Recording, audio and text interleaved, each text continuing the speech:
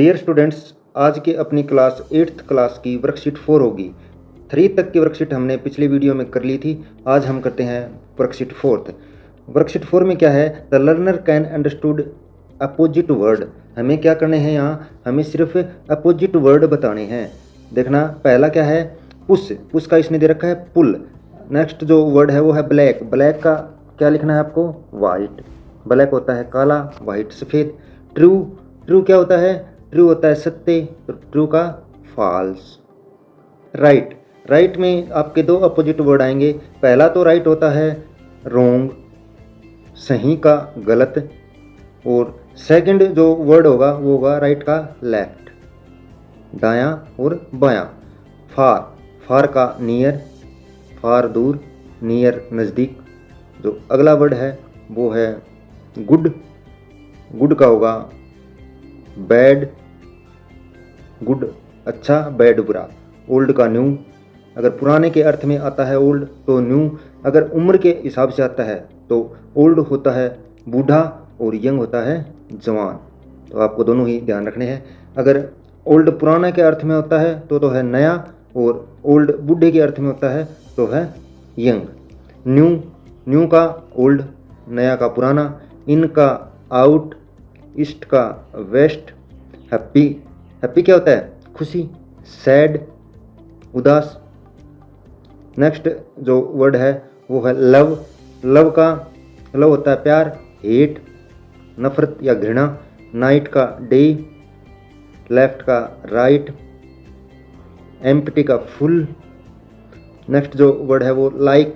Like का क्या है, लाइक के भी दो वर्ड बनेंगे, लाइक डिसलाइक, डिसलाइक और हेट, हेट भी घृणा होता है। वार, वार युद्ध और शांति पीस।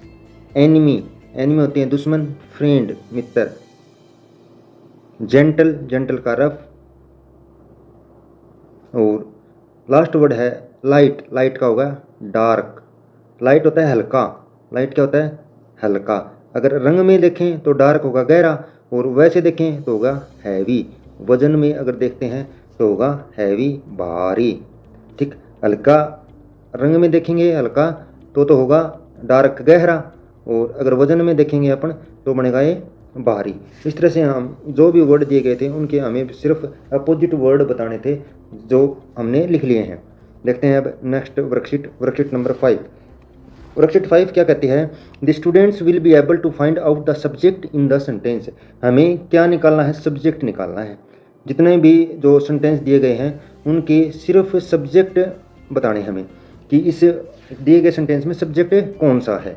तो देखना, Rohan is writing a letter, Malhar is playing kabaddi. In the above sentence Rohan and Malhar are subject. यहाँ पर क्या बताया गया है कि रोहन और मल्हार हैं वो सब्जेक्ट हैं।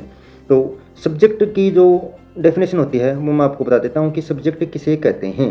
तो देखना, the subject is the person, लिख लो आप, the subject is the person, is the person और थिंग, वो व्यक्ति भी हो सकता है या फिर वस्तु भी होता है। क्या होता है, performing, PRFORMING, performing the action, जो कि कार्य को करता है, जिसके माध्यम से कार्य होता है वही सब्जेक्ट कहलाता है। आपको बस इतना ध्यान देना है। यहाँ पर क्या है, Rohan is writing a letter. Rohan क्या कर रहा है, एक लेटर लिख रहा है। तो किसके द्वारा लेटर लिखा जा रहा है, यहाँ कार्य कौन कर रहा है, लेटर अपने आप तो लिख नहीं रहा। तो जो रोहन है उसके द्वारा लेटर लिखा जा रहा है, इसलिए रोहन यहाँ पर क्या हो गया, सब्जेक्ट हो गया। इसी तरह मल्हार इज प्लेइंग कबड्डी। कबड्डी कौन खेल रहा है, एक्शन किसके द्वारा किया जा रहा है, मल्हार, इसलिए यहाँ पर दोनों ही सेंटेंस में सब्जेक्ट रोहन और मल्हार हो गए हैं।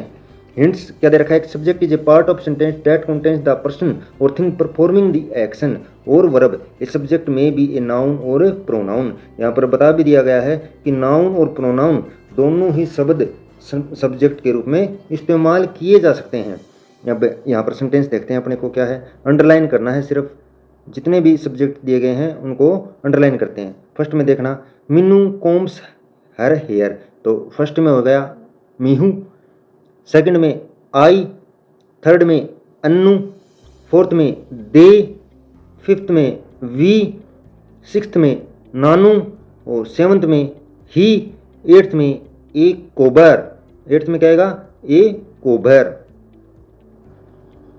9th में माई मदर और 10th में राज।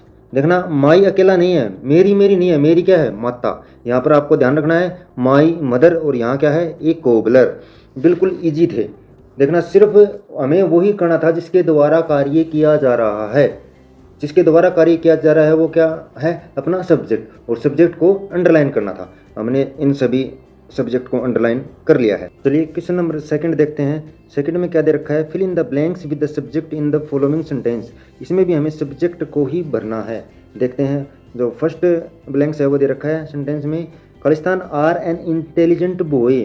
क्या है, एन इंटेलिजेंट बॉय। आर क्या है, आर जो वर्ब है वो क्या है, हमें क्या पता, क्या इंडिकेट दे रही है। यहाँ पर मैं अंश भी लिख सकता हूँ, अंश आर एन इंटेलिजेंट बॉय। लेकिन यहाँ क्या होगी, जो सब्जेक्ट है वो तो हो गया सिंगुलर, और वर्ब जो है वर्ब होगी प्लूरल। लेकिन ऐसा हम कर नहीं सकते, सिंगुलर सब्जेक्ट के साथ हमेशा ही सिंगुलर वर्ब आएगी। आपको ये ध्यान रखना है, बहुत मोस्ट इंपॉर्टेंट चीज़ है। अंश अगर यहाँ आएगा तो यहाँ आएगा इज, अंश इज एन इंटेलिजेंट बॉय। तो यह जो वाक्य है, जो सेंटेंस है, बिल्कुल करेक्ट होगा। लेकिन अब यहाँ पर दे रखा है आर, अगर आर दे रखा है तो यहाँ पर अंश नहीं आएगा। तो हम अंश की रिप्लेसमेंट कौन से वर्ड से करेंगे, यू। यू क्या है, यू एक प्लूरल प्रोनाउन है, प्लूरल प्रोनाउन के साथ प्लूरल वर्ब का प्रयोग हो जाएगा। अब सेकंड जो सेंटेंस है वो देखो, यहाँ पर दे रखा है इज, इसका मतलब आएगा सिंगुलर सब्जेक्ट। तो यहाँ क्या है, इज ड्राइविंग ए कार। तो यहाँ Ansh is driving a car, Ansh car को चला रहा है। Is grazing in the field, घास कौन खाती है, काऊ। तो a cow grazing in the field. Bark at the strangers, दूसरों पर कौन भौंकते हैं। तो क्या है, dogs bark at the strangers. अगर आपको एक और फोर्थ वाले सेंटेंस में एक चीज़ बताऊं, अगर यहाँ हो डॉग्स क्यों लिखा, डॉग अगर लिखना होगा तो यहाँ होगा बार्क्स। हमें इसको वर्ब को, यहाँ डॉग्स है तो यहाँ जो वर्ब है वो है बार्क। और अब आपको एक नियम तो सभी को पता होगा, अगर नाउन प्रोनाउन अगर सिंगुलर हैं तो उनके साथ एस कभी भी प्रयोग नहीं होता। प्लूरल बनाने के लिए, प्लूरल नाउन और प्लूरल प्रोनाउन बनाने के लिए उसके साथ एस का प्रयोग किया जाता है। जैसे टेबल का प्लूरल क्या होगा, टेबल्स। जैसे बॉय का प्लूरल बॉयज।